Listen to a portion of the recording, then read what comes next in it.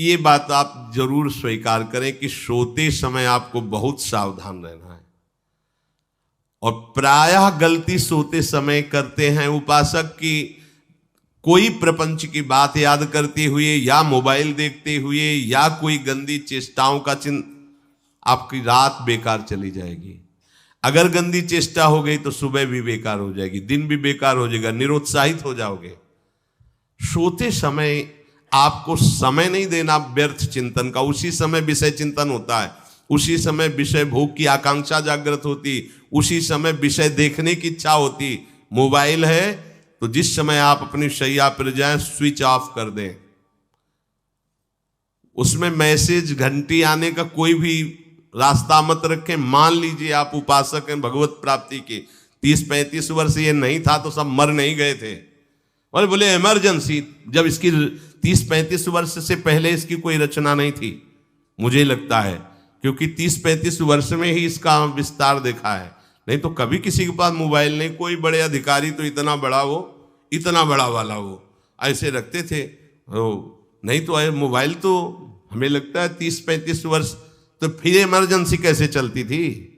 कैसे चलती थी इमरजेंसी? और आप ब्रह्मा हो क्या कि इमरजेंसी संभाल लोगे? स्विच ऑफ करो। जो सब इमरजेंसी संभालने के लिए तैयार, रात दिन न सोता है, वो हर समय जागृत रहता है, वो हमारा आराध्य देव है। स्विच ऑफ करो, चिंतन लगाओ श्री जी का। ये जो रात्रि के शयन के समय मोबाइल में इधर उधर दृश्य देखने हैं, अपने सर्वनाश का बीज बोना है। मान लो, हमारी प्रार्थना मान लो, ये उस समय मन आपको परेशान करेगा जब कमरे की सिटकिनी अंदर से बंद होगी। सबसे प्रार्थना है रात्रि के शयन के समय। तो बोले फिर ठीक है 10 बजे तक देख लेंगे मोबाइल, इसके बाद शयन के समय भजन कर लेंगे। होगा ही नहीं। क्या तुम देखना चाहते हो? प्रिया प्रीतम के सिवा और कुछ क्या देखना चाहते हो? वो तो सुभग सुंदरी सहज सिंगार, सहज शोभा सर्वांग प्रति सहज रूप वृषभानुनंदिनी। हमारी स्वामिनी जी की सुंदरता छुपाने के लिए आभूषण पहनाए जाते हैं, औरों को तो आभूषण सुंदरता बढ़ाने के लिए। यहां छवि के छिपाए बे को ऐसे के दास होके क्या देखोगे मोबाइल में? क्या देखना चाहते हो? वासना की क्रीड़ा, और तुम उस क्रीड़ा को देखना चाहते हो? परमार्थ के पथिक हो। देखना है तो प्रभु को देखने की वृत्ति रखो, अन्यथा मूंद लो आंखें। प्यारे, महान फल प्राप्त करोगे। सबसे प्रार्थना है एकांत में मोबाइल रूपी दुश्मन से बचो। क्योंकि जब आप गंदी बात कहीं देखोगे तो आपके अंदर वैसे ही चिंतन बनेगा, वो ऐसे ही लगेगा मैं भी ऐसा करूं, मैं भी ऐसा भोगूं, मैं भी ऐसा देखूं। मान लीजिए आप, जब हमारे शास्त्र कहते हैं कि पशु पक्षियों के मैथुन को भी नहीं देखना है, अगर ऐसा एक बार दृष्टि पड़े तो मानसिक प्रणाम करके दोबारा दृष्टि न देना। और आप मोबाइल में ऐसी चेष्टाएं देखोगे, कैसे आप भगवत भजन करोगे? कैसे भगवत प्राप्ति का उद्देश्य रख पाओगे? ये कलयुग की बहुत महीन चाल है कि उसके बिना काम नहीं चलेगा और हम तुम्हें काम से युक्त कर देंगे। इसके बिना काम चलेगा नहीं, तुमको रखना पड़ेगा। और जब तुम इसे रखोगे तो हम काम अपना कर लेंगे। कलयुग ने कहा हम अपनी व्यवस्था बना लेंगे। यहां कह रहे जब आप नींद में जा रहे हैं तो बिल्कुल मानो मृत्यु शैया पे जा रहे हैं।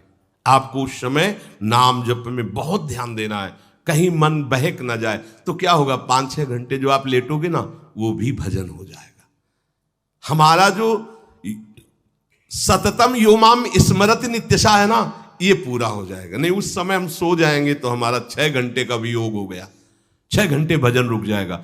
और ये 100% पक्की बात अनुभव की कहते हैं, यदि सोते हुए भजन करोगे तो जगते। कई बार तो पकड़ा है कि अगर आधे पद में बेशुद्ध हो गए तो वो पद पूरा जगते ही शुरू हो गया है। मतलब बीच में स्थिति भागवती की रही। जैसे बेहोश करते समय हमने कहा था जब ऑपरेशन के हमें बता देना, तो उनका बाबा अब इंजेक्शन लगाने वाले हैं तो वो 1 मिनट हमें केवल दीजिए, अपनी चित्तवृत्ति। तो जब होश आया तो वही पहले चिंतन चल रहा था, वही चिंतन। जैसे सोने के समय बेहोश हुए तो जगने के समय वही चिंतन, ऐसे ही इंजेक्शन से जब बेहोश हुए और जब होश आया तो वही चिंतन चल। बहुत बड़ा चमत्कार अभ्यास का है। नींद खुले तब से लेकर गाढ़ नींद आने तक स्मरण में कभी रुकना नहीं। और आपको एक छूट दे रहे हैं। कभी कभी क्या होता है कि एक मंत्र में, एक नाम में जैसे बहुत देर अभ्यास करते हैं तो मन उबने लगता है। इसका स्वभाव है, ये अनुभव की बातें कहते हैं। इसका स्वभाव है नवम नवम, नहीं तो ये मतलब, तो इसको हम लोगों ने कैसे फंसाया है। जैसे गुरु मंत्र जप रहे, अब 2-3 घंटे लगातार गुरु मंत्र जप, अब इसको उबन बढ़ी, अब ये छोड़ रहा है, बीच बीच में पता चलता है छोड़ना चाहता है, छोड़ रहा है, तुरंत इसको नाम में फंसाया। अब थोड़ी देर नाम में चला, फिर उब रहा है, बहुत विचित्र है ये, अब उसको फंसा दिया। और पीछे की बात अभ्यास के समय, नमामि शमीशान निर्वाण रूपम विभुम व्यापकम ब्रह्मवेद स्वरूपम। चिंतन, पद गायन कर रहे, ये भगवान शिव पद गायन कर रहे हैं और उसका चिंतन, निर्वाण रूपम विभुम व्यापकम ब्रह्मवेद स्वरूपम। अब अपने यहां अवसर है, सुंदर सुंदर कोई पद गुरु मंत्र जब करते हुए मन जब उबने लगे, राधा वल्लभ श्री हरिवंश, राधा वल्लभ श्री हरिवंश, राधा वल्लभ श्री हरिवंश, इसमें भी उबने लगे, शुरू कर, जोई जोई प्यारो करे सोई मोही भावे, भावे मोही जोई, इसमें भी उबने लगे। सुधा निधि का कोई एक लाइन ले लो, ब्रह्मेश्वरादि सुदुरूह पदारविंद श्रीमत् पराग परमाद्भुत वैभव, ब्रह्मेश्वरादि सुदुरूह छोड़ना नहीं है, तू भाग में नवम नवम दे रहा हूं, नवम नवम। इसको फंसाने के लिए आपके पास अस्त्र हो, जैसे यहां चाकू, यहां पिस्तौल, तलवार, ये वो सब बिल्कुल वीर सजा रहता है, ऐसे ही अपने लोग सजे रहते। छोटा राधा, अब एकदम चिपक गया है आके, तो कैसे मारे, तो छोटी चाकू है ना वैसे, राधा राधा राधा, थोड़ा दूरी राधा वल्लभ श्री हरिवंश, थोड़ा और दूरी गुरु मंत्र, बड़े बड़े अस्त्र अपने पास रख ले, बहुत भाग रहा है तो फंसा दिया। प्रथम यथावति प्रणव श्री, अब लग पूरा पद गा, पूरा पद गा, उसमें लग प्रथम यथामति प्रणव। भोजन पाते समय ऐसा अभ्यास किया है, 1 घंटा के पहले भोजन नहीं होता, चाहे 2 रोटी पाना हो, समय लगता है भोजन, आराम, एक एक नाम, एक एक, कुछ भी हल्ला मचाओ, कोई फर्क नहीं पड़ेगा, अपना चलेगा। अभ्यास स्नान के समय, भोजन के समय, किसी क्रिया के करते समय, किसी से बात करते समय, सोते समय, ये विशेष स्थान जहां में सावधान रहना है। यहां भजन छूटता है, ध्यान देना, यही भजन छूटता है। चलते समय, क्रियावान होते समय, प्रसाद पाते समय या किसी से बतराते समय, ये सब भजन के छूटने के स्थान है और यही पकड़ना है भजन को। जब आपको बिल्कुल न लगे तो मानसिक सब बंद कर दो और गुनगुनाने लगो, जो धुनी आपको अच्छी लगे उसी में नाम, कोई नाम लेके, संसार का चिंतन न होने पावे, चाहे जो कुछ तुम जहां तुम्हारा मन आवे, गंगावरी गोदावरी, कुछ भी, भागवतिक चिंतन के सिवा संसार के चिंतन न होने पाए। पहले ऐसे अनन्य बनो, फिर बाद में अनन्यता आती, रसना कटो जो अनरट। हाँ भी विषय चिंतन कर रहे हैं, प्रपंच कर रहे हैं, बोले रसना कटो जो अनरटो, और नहीं बोल सकते, प्रपंच बोलेंगे बस, रसना कटो, ये शब्द वहां नहीं आते। पहले हम आपको छूट देते, भक्त चरित्र, भगवान की चरित्र, नाम, कीर्तन, मंत्र, जो भी चाहो, संसार का चिंतन मत होने देना, पहले ये पकड़ो, फिर आगे चल करके जब पवित्र हृदय होगा तब ये निष्ठा आती, रसना कटो जो अन रटो, निरखियन फुटो नयन। मान लो संसार का चिंतन नहीं करने देना है इसको, आप जैसे बने वैसे करो भागवतिक चिंतन, कोई नाम ले लो, कोई मंत्र ले लो, तुम्हें जो प्रिय लगे, हम छूट देते हैं। ये हम नहीं करें कि रसना कटो जो अन रटो, ये बाद की बात है, हमें पहले इसका संसार चिंतन रोकना है। कैसे छूटेगा, कैसे छूटेगा, हमें यह पकड़ना है, नहीं तो निष्ठा की बात। जो हरि नाम जगत त्रिशिरोमणि वंश बिना कब हूं, हरिवंश बोलेंगे नहीं, हरि बोलना नहीं है, हरि बोलना नहीं, क्योंकि जो हरि नाम जगत त्रिशिरोमणि वंश बिना, हरिवंश बोलना नहीं है क्योंकि प्रपंच में रति। तो क्या करो, जो तुम्हें प्रिय लगे पहले उसे पकड़ो। ये हम अंदर की बात करें, प्रवचन की बात नहीं कह रहे। मन को फंसाना है हमें। राम कृष्ण हरि जहां लगे इसको लगा, पहले इसको फंसाओ, संसार का चिंतन न होने दे। गीता भागवत भक्त चरित्र कुछ भी कहीं भी इसे फंसाओ, पहले संसार का चिंतन न होने दो, फिर लाओ इसको घुमा के निकुंज वाटिका में। फिर तो भागेगा ही नहीं, फिर नहीं भागेगा। अब सीधे निकुंज वाटिका में किसी महाभाग्यशाली गुरु आश्रित का लगेगा, अन्यथा बहुत प्रपंची मन है। आप आश्रय इधर का लोगे, प्रपंच का चिंतन करोगे, बात बनेगी नहीं। चिंतन छोड़ना है हमें, जैसे बने तैसे संसार का चिंतन छूट जाए तो हम विजय को प्राप्त होंगे। ध्यान दीजिए, इस परमात्म तत्व को वही प्राप्त कर पाता है जिसका राग बीत गया है, खत्म हो गया है, वैराग्यवान। ज्यादा परिश्रम नहीं है वैराग्य में, विवेक नहीं होने के कारण हम वैराग्य नहीं धारण कर पाते। हम बाहरी बातों को वैराग्य ले लेते हैं, ऐसा कपड़ा बदल लेना या कपड़ा ना पहनना या लौकी का कमंडल, मिट्टी का पात्र, तो हम अपने को वैरागी। बात यहां नहीं रुकेगी। वैराग्य का इतना ही मतलब नहीं, ये भी एक बाह्य अंग है वैराग्य का, पर वैराग्य का सच्चा स्वरूप है वीतरागा। कहीं कुछ भी अच्छा नहीं लग रहा, कोई भी सुख आकर्षित नहीं कर रहा, लोक लोकांतर की प्रतिष्ठा, मान, सुख, ऐश्वर्य, व्यक्ति, कुछ अच्छा नहीं, राग खत्म हो गया। ऐसा उस अक्षर ब्रह्म को, अविनाशी तत्व को जान पाता है। जगते भयो फिरे बैरागी। जैसी हरिवंश प्रपंच बंच सब ये काल ब्याल को खायो।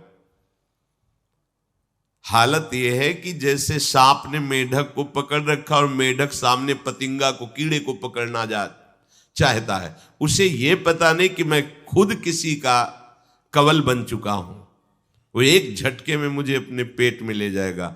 ऐसे ही हम सब हैं, काल के द्वारा ग्रसित है। काल ने हमें पकड़ रखा है, पर हम भोग भोगना चाहते हैं। हम नाना प्रकार की मान प्रतिष्ठा पाना चाहिए, ये पता नहीं एक झटके में हमारा अस्तित्व ही खत्म हो जाएगा। जिनके अंतःकरण में किसी भी व्यक्ति, वस्तु, स्थान, पद, प्रतिष्ठा का राग ही नहीं रह गया है, उसे कहते हैं वैराग्यवान। वीतरागाः, राग ही नहीं है। जिनका अंतःकरण निष्पाप निर्मल हो चुका है, जिनके हृदय में केवल भगवत प्राप्ति की उत्कट लालसा जागृत हो गई है, ऐसा साधन संपन्न उपासक परमात्म तत्व में प्रवेश पाता है। अध्यात्म मार्ग की ऊंचाई पर वो स्थित हो जाता है। यदि छंतु ब्रह्मचर्यम चरंती, जिनकी इच्छा एकमात्र भगवत प्राप्ति की है, यदि छंतो, तो उनको क्या करना होगा? ब्रह्मचर्यम चरंती, ब्रह्मचर्य का पालन करना होगा। प्रत्येक इंद्रियों का निर्विषय हो जाना वास्तविक ब्रह्मचर्य है। केवल जनेंद्रिय से ही ब्रह्मचर्य को नहीं लेते। हमारी प्रत्येक इंद्रिय भोगों से रहित होकर भगवत अनुराग में, नेत्र प्रभु को देखना चाहते हैं, त्वगेंद्री प्रभु को स्पर्श करना चाहती है, घ्राणेंद्री प्रभु के श्री अंग की गंध पाना चाहती है, श्रवणेंद्री प्रभु के वचन सुनना चाहती है। एक एक इंद्रिय अपने प्रभु में लग गई, अंतर्मुख हो गई, बाहर विषयों का त्याग हो गया। इसे ब्रह्मचर्य कहते हैं। पर प्रारंभिक ब्रह्मचर्य में जनेंद्रिय का ब्रह्मचर्य अत्यंत आवश्यक है। यदि जनेंद्रिय जन्य व्यभिचार दोष से युक्त है तो कदापि उसे भगवत प्राप्ति नहीं हो सकती। शुभ गति व्यभिचारी शुभ गति चाहे, असंभव। और भगवत मार्ग में सबसे बड़ा दुश्मन यही व्यभिचार दोष है, काम। इसी से हमारा हृदय मलिन होता रहता है, अंधा बटे और पड़ा चबाए वाली दशा रहती। कहते हमें 50 वर्ष हो गए। अरे 50 जन्म हो जाए तुम व्यभिचार करो, गंदी बातें करो, गंदे चिंतन करो, सो समय व्यतीत कर, अनंत जन्म व्यतीत हो गए, भगवत प्राप्ति हुई क्या? 50 वर्ष से भगवत प्राप्ति हो जाएगी क्या? 5 मिनट काफी है भगवत प्राप्ति में, एक बार नाम काफी है। वो स्थिति तो लाओ। बार बार बहिर्मुख वृत्तियों के द्वारा विषयों में सुख बुद्धि कर लेने से हमारा सारा का सारा अध्यात्म चिंतन बदलता रहता है, इसलिए लाभ नहीं मिल पाता, एक रस चिंतन नहीं रह पाता। बार बार विक्षेपी विषय करते रहते हो, हम सहते रहते हैं और भोगते रहते हैं। एक बार तो हिम्मत करके उठो, अब लो नशानी अब ना नशई हो, एक बार तो दृढ़ बनो। बस मन के अनुकूल चलने की बात को तुम्हें रोकना होगा, तभी तुम्हारे अंदर यदि क्षण तो ऐसी इच्छा जागृत होगी।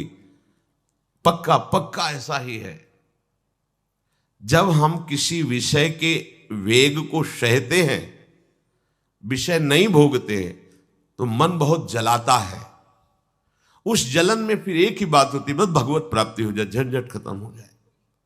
कब तक हम इसमें चलेंगे? एक बार भगवत, वो जलन हमको भगवत प्राप्ति की इच्छा प्रकट करती है। अपने लोग क्या करते, जलन को मिटाने की कोशिश करने लगते हैं, तो भगवत प्राप्ति की इच्छा क्या, भोग प्राप्ति की तृष्णा जागृत हो जाती है। भोगे हुए भोगों को बार बार भोगने की इच्छा का नाम तृष्णा है।